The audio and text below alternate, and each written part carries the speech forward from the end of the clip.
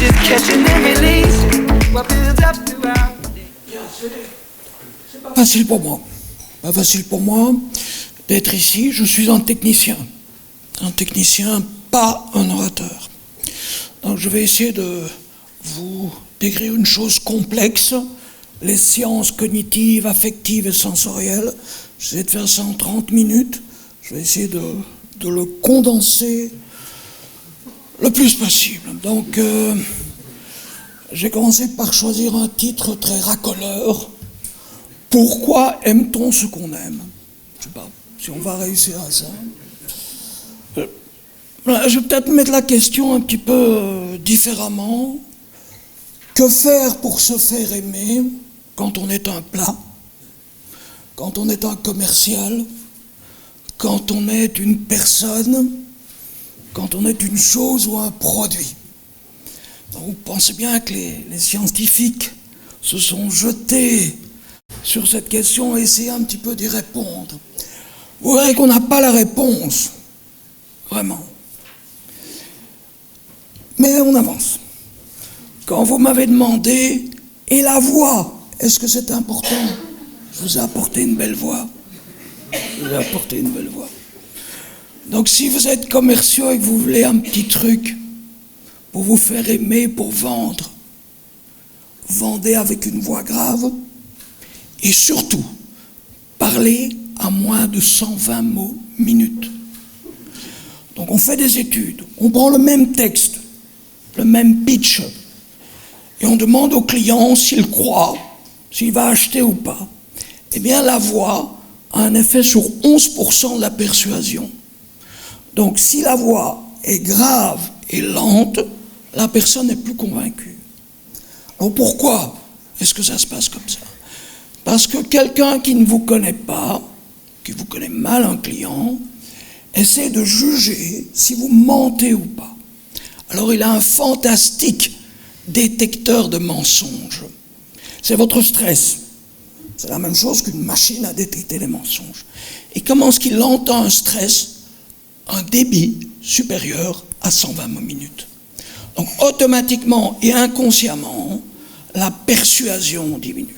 Donc c'est une petite zone du cerveau qui calcule inconsciemment le débit de parole et qui en déduit, est-ce que je lui fais confiance ou pas? Vous voyez comment ça fonctionne, la mécanique des sciences cognitives? Alors, on s'est demandé, mais pourquoi la voix grave? Eh bien, ça, c'est un réflexe ancestral. Nous avons l'habitude d'obéir à des voix testostéronées. Donc, en tant qu'animaux, nous avions peur des gros larynx développés par la testostérone et, au contraire, infériorisés par les oestrogènes. Donc, maintenant, tous les hommes politiques, quand ils parlent, ont, par leur ingénieur du son, un petit logiciel qui essaie de ralentir un peu, leur prompteur les ralentit, et on va donner la voix un peu plus grave. Donc vous voyez ce qu'on fait, c'est de l'ergonomie, de la science des sens, puisqu'on parle de la voix. Autre exemple, vous voyez une petite zone du cerveau, vous voyez une veine, et ensuite une petite zone. On aime beaucoup cette zone. On appelle ça le gyrus fusiforme. Et quand on opère un malade, surtout un enfant, il est très prudent avec le gyrus fusiforme. Pourquoi? Parce que c'est la reconnaissance des visages. Et qu'est-ce qui fait le gyrus fusiforme? Il prend votre photo, il analyse les contractures musculaires. Donc qu'est-ce que vous trouvez dans tous les guides commerciaux? Ne pas sourire si vous n'avez pas envie de sourire. Pourquoi? Si vous faites un sourire commercial, qu'est-ce qui va se passer? L'ordre de sourire part du cortex. Et le cortex, c'est ce qu'on vous montre, n'a un câble que vers le bas du visage, pas vers le haut. Et donc un faux sourire, vous avez la bouche qui s'ouvre, un peu plus que l'œil ne se ferme. À 1/10 de millimètre, la zone 23 en face de vous décode et dit « attention menteur ». Tout de suite. C'est un signe de discongruence. Vous voyez jusqu'où est-ce qu'on va dans ces méthodes? Et on analyse, on fait d'énormes publications sur ne pas sourire si vous n'avez pas envie de sourire. Donc, dans l'ergonomie sensorielle, On a aussi remarqué que dès que je vois quelqu'un, un commercial qui s'approche, une personne que je ne connais pas, automatiquement, j'ai un système que je trouve un peu plus bas à droite, qui va analyser la forme de la personne. C'est très curieux, mais elle va automatiquement mesurer la largeur des épaules, la largeur des hanches, et assez curieusement, on se demandait pourquoi, la forme du ventre. En fait, c'est un réflexe ancestral. Quand nous voyons quelqu'un, c'est dommage à dire, mais je vous le dis quand même, nous voyons toujours en lui d'abord un partenaire de reproduction. Même à un âge avancé, vous vous demandez dans le fond de votre cerveau, est-ce que je pourrais me reproduire avec cette personne? Le seul but de cet organe d'1,5 kg étant de transmettre ses gènes. C'est son obsession, transmettre ses gènes. Et donc, quand un homme voit une femme, et on a très bien remarqué par des résonances magnétiques, il va toujours immédiatement voir la taille des hanches. Est-ce qu'elle accouchera bien? C'est assez curieux. La taille de la poitrine, est-ce qu'elle pourra nourrir ma descendance? Donc vous voyez tous ces réflexes ancestraux qu'on essaye bien sûr actuellement, qui ne s'expriment pas, mais 50% de nos décisions sont subconscientes. Donc c'est en vous, c'est en vous. Et vous me direz, mais qu'est-ce que la femme regarde chez l'homme? À quoi a-t-elle accès? Elle va se poser une question, est-ce qu'il pourra défendre mes enfants? Question légitime. Comment le voit-on? Au muscle. Où voit-on le muscle détendu? Au ventre. Donc si vous avez encore des velléités reproductives, faites attention, c'est la courbure du ventre qui va inconsciemment, tout ceci est inconscient. Bien sûr. Alors comment se faire aimer? Si vous êtes un texte, comment se faire aimer si vous êtes un texte? Eh bien là aussi, sensoriellement, quand le cerveau lit, et c'est une autre petite zone tout proche, eh bien quand il lit les mots, il a un logiciel qui analyse. Et la première chose qu'il regarde, c'est si vous faites des phrases de plus de 12 mots. Si vous faites des phrases de plus de 12 mots, il ne va pas vous aimer. Pas du tout, et c'est très inconscient. Pourquoi? Parce que notre mémoire court terme, qui est une sorte de petit écran qui lit, n'a que 6 cases. Donc elle prend les 6 premiers mots, elle est pleine, donc elle va chercher une signification. Et si les 6 premiers mots ne veulent rien dire, elle ne saura pas quoi en faire, elle va les chasser, prendre la suite de la phrase qui ne voudra elle-même rien dire. Donc, oui, là, faites des phrases courtes. Si vous voulez convaincre, utilisez le Time Roman 12 points en caractères. Pourquoi? Parce que le globe oculaire est difficile à piloter. Donc, votre cerveau va toujours chercher un empattement au caractère. S'il trouve un empattement au caractère, il va aimer et va lire plus vite. Mais pour votre marque, passez à l'Helvetica. L'Helvetica n'a pas d'empattement. Vous avez 17% de plus de mémorabilité des mots en Helvetica. Donc voilà ce qu'on appelle l'ergonomie. Vous avez plein de publications. Mais ne vous en faites pas trop pour ceci. N'envoyez jamais un texte sans l'avoir passé à Antidote. Antidote est un logiciel qui coûte $100 et qui analyse tous vos mails, vos communications et qui vous dit attention, tu fais des phrases de plus de 12 mots. Attention, le taux de négativité, tu vas provoquer telle émotion, tu vas provoquer tel engagement chez la personne. Donc prenez Antidote, n'envoyez rien sans Antidote. Voilà. Vous voyez un petit peu, je vous ai donné en quelques exemples un peu triviaux comment fonctionne cette machine. Elle a des limites, elle a des caractéristiques de ce fonctionnement. Par exemple, ce cerveau que vous avez devant vous fait à peu près en capacité de traitement 800 équivalents mots minutes. Dans vos bureaux, dans vos fonctions, vous recevez 4000 équivalents mots minutes, 5 fois la capacité cérébrale. Donc il est tout à fait normal d'être stressé. Tout à fait normal d'être anxieux. La seule chose qu'il ne faut jamais dire, c'est « j'ai trop de travail ». Ça n'a absolument aucun sens. C'est par définition, vous n'aurez jamais fini votre journée. Votre vie est un brouillon que vous ne mettrez jamais au propre. Si vous n'avez pas compris ceci, que cette machine a des capacités et qu'elle n'ira pas plus vite que la musique, eh bien vous avez un gros problème. Gros problème. Donc ne jamais se plaindre. La seule technique, c'est de se fixer une priorité. Lui dire, avant ce soir, tu auras terminé ceci. Ne jamais entrer au bureau sans avoir décidé de l'affaire du jour. Et ça va l'aider à filtrer inconsciemment. Et donc, il aura fini. Et donc, vous ne boirez pas 2 verres de vin en rentrant chez vous.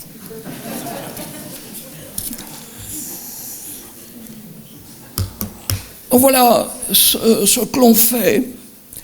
En marketing sensoriel, par exemple, aussi, les demandes qu'on reçoit constamment au laboratoire. Quel poids doit avoir mon produit? Ce smartphone que je vais produire par Samsung, je lui donne quel poids? Eh bien, c'est très important. Parce que le cervelet, qui est la petite glande que vous voyez près du tronc cérébral, quand elle voit quelque chose, elle va émettre un pari de poids. Pourquoi? Parce qu'elle doit le saisir. Quelque part, elle doit prendre la fourchette, elle doit prendre le produit. Donc elle va se dire, ça, à la vision, c'est 350 grammes. Si l'objet en fait 400 ou 270, dès qu'elle l'aura en main, on va enregistrer une onde dite de discongruence. Donc c'est comme vous disiez au cerveau, ben écoute, perdu, c'était pas grave. Et donc on a un taux de repose du produit, remise en rayon, beaucoup plus important. Donc actuellement, pour chaque chose visuelle, on calcule un poids idéal, et soit on retire du poids dans les smartphones, on met souvent une petite barrette en plomb pour atteindre le poids dit de congruence cognitive, ce qui permet la garde en main de la chose. Sensoriellement aussi, nos sites web sont très étudiés, que ce soit Booking, que ce soit Amazon. On va jouer beaucoup avec l'affordance des objets. L'affordance, c'est l'appel d'une chose à l'utiliser. Une porte, bon, c'est évident qu'on l'ouvre comme ça, on a besoin de savoir. Un bouton payé. Eh bien, le bouton payé doit avoir une certaine affordance. C'est-à-dire qu'il doit avoir des caractéristiques ergonomiques qui disent « pouce dessus ». C'est bon, ça se passe comme ça. Donc, on va amener un regard et un clic. On peut amener le nombre de clics beaucoup plus haut avec simplement une ergonomie de la communication. Ce n'est pas très sorcier. Donc on va prendre le regard, l'amener jusqu'à un CTA, Call to Action, comme vous dites. Musique aussi. En fonction de ce qu'on veut faire vendre, on va retirer des notes ou ajouter des notes. Moins il y a de notes, plus l'ambiance sera triste. Plus il y a de notes, plus l'ambiance sera joyeuse. Images identiques. Donc, les logiciels que l'on a d'ailleurs dans toutes les universités vont calculer l'index de mémorabilité en fonction des éléments de l'image. On va dire, cette image, dans 6 mois, le taux de probabilité de rappel est de 87%. Et donc, plus il y a d'éléments humains, de signes d'intentionnalité dans une image, plus elle sera. Donc, si vous voulez le faire pour toutes vos images, vous allez sur le site du MIT, c'est gratuit, pour la version light, vous postez votre image et on va dire, tiens, ça sera retenu ou pas retenu. C'est un logiciel public du MIT. Que dire encore au point de vue sens? Oui, faites attention quand vous donnez la main. Faites vraiment attention. Pour le cerveau, pour l'inconscient, c'est vraiment le premier, le seul et le dernier contact cutané avec vous. Cutané. Donc tout va partir de là. Bien sûr, c'est inconscient. Mais pourquoi allez-vous revoir ce commercial pas?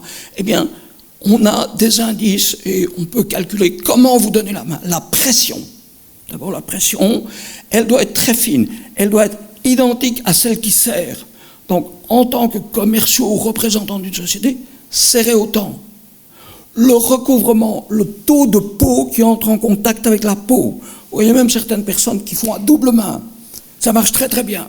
Très très bien, parce que plus vous donnez de peau à toucher, plus vous dites « je suis ouvert, je suis honnête, on est ensemble ». Alors ça peut paraître risible comme ça, pas du tout. Donc on fait des enquêtes, on prend le même message, on donne des poignées de différentes façons, on prend 100 commerciaux, 100 façons de faire, et on dit après, voilà, tout autre facteur étant égaux, qu'est-ce qui s'est passé? Donc vous voyez qu'il y a là quelque chose d'important. En sensorialité aussi, faites très attention à des éléments que vous portez sur vous.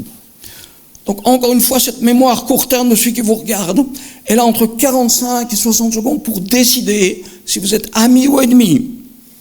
Elle va donc devoir le faire sur des éléments visibles. Montre et chaussures.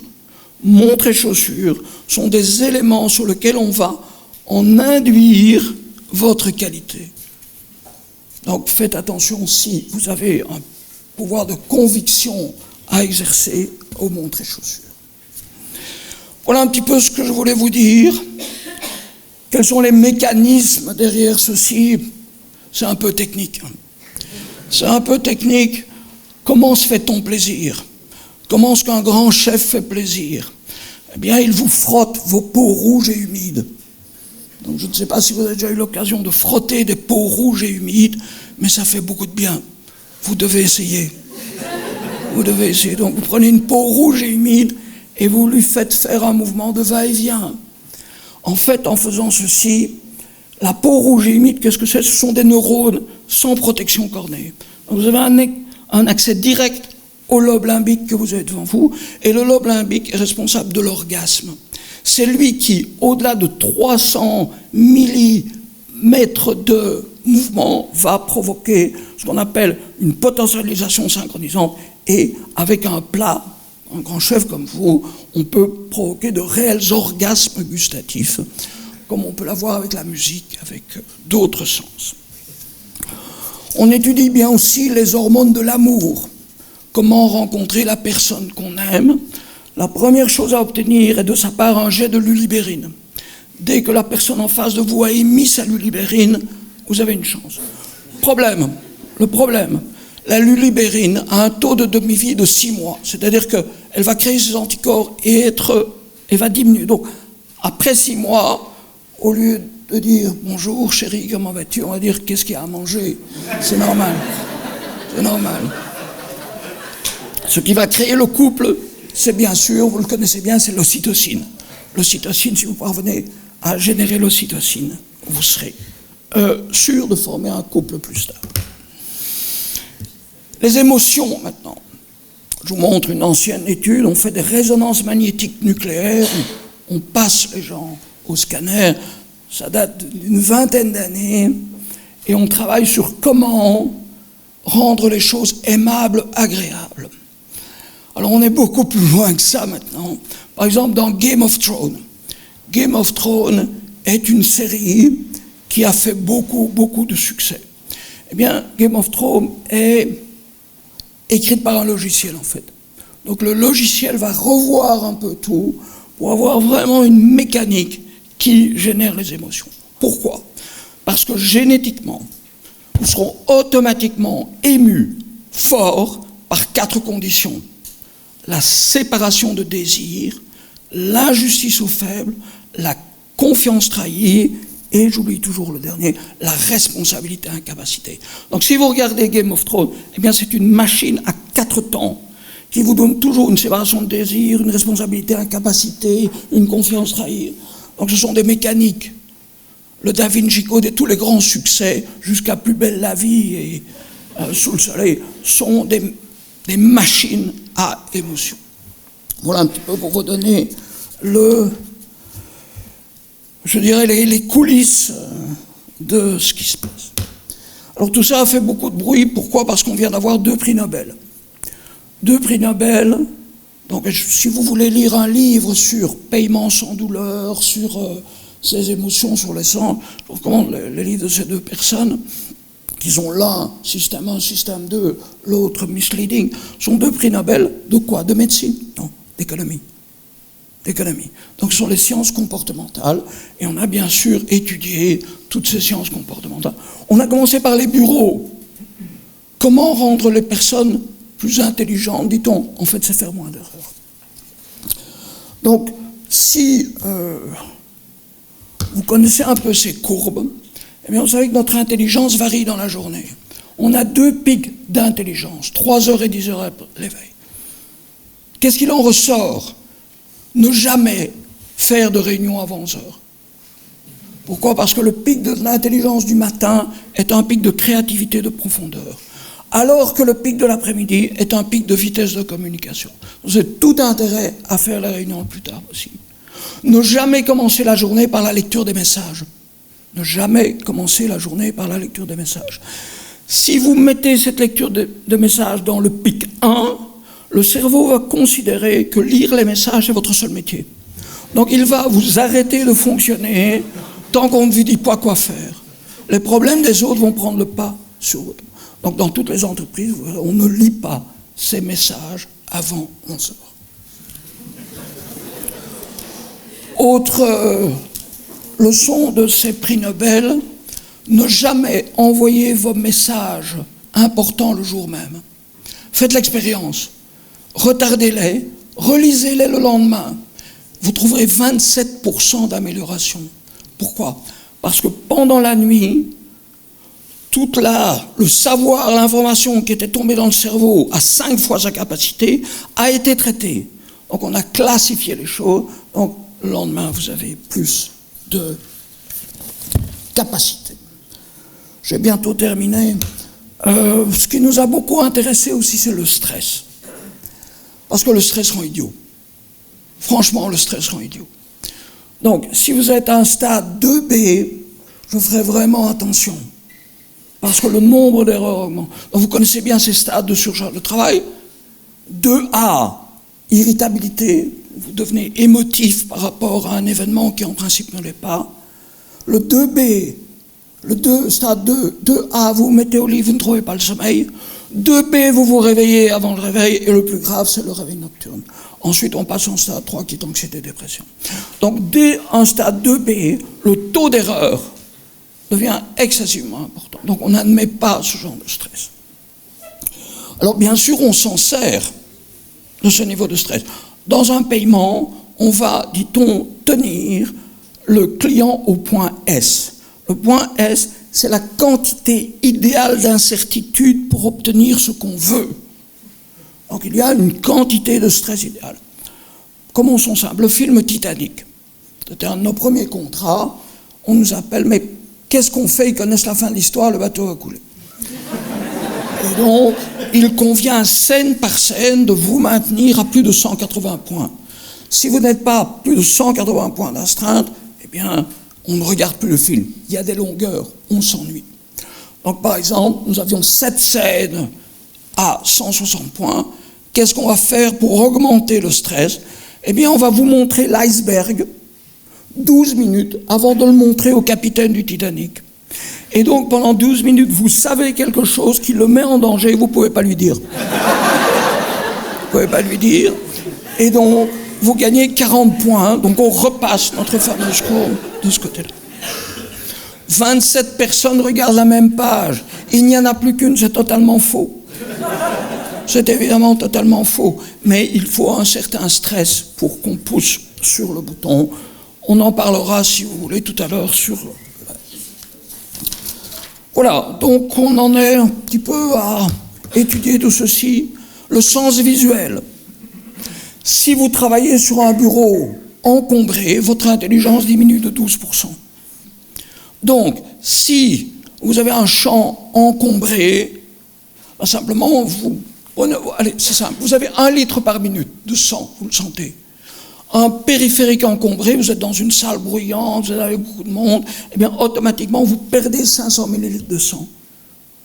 C'est concurrent à la tâche centrale, et la tâche centrale est très affaiblie. Donc, bureau dégagé est un minimum de professionnalisme. Pas d'interruption. Si on vous interrompt et que vous êtes à un travail de haut niveau, bonjour, comment vas-tu? Vous forcez la mémoire court terme à prendre la réflexion sans la sauver, et quand vous reprenez le travail, vous avez perdu entre 1 et 19 minutes.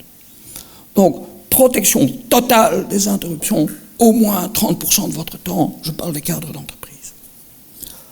On en revient à la voix. La voix est un moyen de communication prioritaire. Si vous pouvez entendre un bruit de voix dans vos bureaux, non pertinent à ce que vous faites, vous faites 37% de plus d'erreurs, et votre stress augmente parce que vous passez en multitâche.